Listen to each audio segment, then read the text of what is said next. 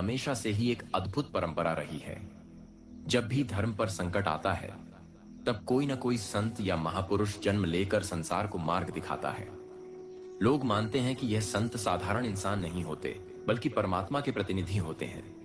लेकिन आज का समय ऐसा है कि जहां पाखंडी बाबा और ढोंगी साधु जनता को ठग रहे हैं, वहीं एक सच्चे संत को जेल की चार दीवारी के भीतर बंद कर दिया गया है। नमस्कार दोस्तों, स्वागत है आप सभी का मिस्टीरियस इंडिया पर। वीडियो में आगे बढ़ने से पहले वीडियो को एक लाइक और चैनल को एक सब्सक्राइब जरूर करें। यह खबर धीरे धीरे पूरे देश में फैल रही थी कि जेल के अंदर कोई चमत्कार हो रहा है। कई लोग इसे अफवाह मानते, तो कई इसे सत्य समझकर चर्चा करते। लेकिन जैसे जैसे घटनाएं सामने आने लगीं, वैसे वैसे लोगों की जिज्ञासा और बढ़ती गई। एक दिन अचानक खबर आई कि जेल के भीतर बंद साधक बीमार थे और डॉक्टरों ने उनकी स्थिति गंभीर बताई थी। मगर अगले ही दिन वे पूर्ण स्वस्थ दिखाई दिए। कैदी और जेल कर्मचारी हैरान रह गए, आखिर रातों रात ये कैसे संभव हुआ। धीरे धीरे अफवाहें फैलने लगीं कि यह साधारण घटना नहीं, बल्कि किसी परम शक्ति का संकेत है। कुछ कैदी चुपचाप कहते, ये तो सच में भगवान के भेजे हुए हैं, वरना यहां कोई भी कैदी इतना शांति और दिव्यता नहीं बिखेर सकता। जेल के भीतर का माहौल बदलने लगा। जहां पहले मारपीट और गाली गलौज का माहौल होता था, अब वही कैदी दिन में भजन और सत्संग करने लगे। इसी बीच यह चर्चा देश के बड़े नेताओं तक पहुंची। प्रधानमंत्री और मुख्यमंत्री तक रिपोर्ट पहुंची कि जेल के भीतर ऐसा बदलाव आया है कि लोग हिंसा छोड़कर शांति की ओर बढ़ रहे हैं। नेताओं ने पहले इसे मजाक समझा, लेकिन जब लगातार रिपोर्टें आईं, तो उनके मन में भी संदेह जागा। आखिर जेल के अंदर ऐसा कौन सा बल काम कर रहा है जिसने कुख्यात कैदियों तक को नरमी और भक्ति की राह पर ला खड़ा किया। धीरे धीरे यह बात राजनैतिक गलियारों में चर्चा का विषय बन गई। क्या वाकई यह संत कोई दिव्य शक्ति लेकर आए हैं? क्या ये सच में परमात्मा के दूत हैं? एक दिन जेल में अचानक रोशनी फैल गई।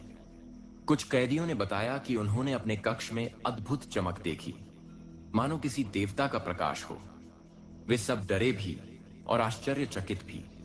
जब सुबह जेलर ने इस बारे में पूछा, तो कैदियों ने एक स्वर में कहा, सर, हमने कोई सपना नहीं देखा, यह सब वास्तविक था। धीरे धीरे यह बात बाहर आई और आम जनता तक पहुंच गई। सोशल मीडिया पर वायरल हुआ, जेल में बंद संत ने चमत्कार दिखाया, कैदियों का जीवन बदल गया। लोगों में कौतूहल बढ़ा। लाखों लोग जानना चाहते थे कि असल में वहां हो क्या रहा है।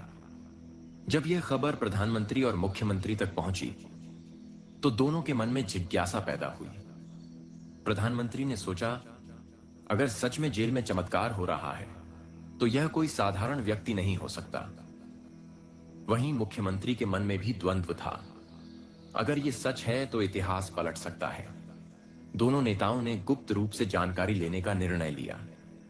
इधर जेल में बंद संत शांत भाव से अपने साधकों को ज्ञान दे रहे थे। यह संसार एक नाटक है और हर आत्मा परमात्मा की संतान है। केवल सच्चे नाम का ज्ञान ही मुक्ति दे सकता है।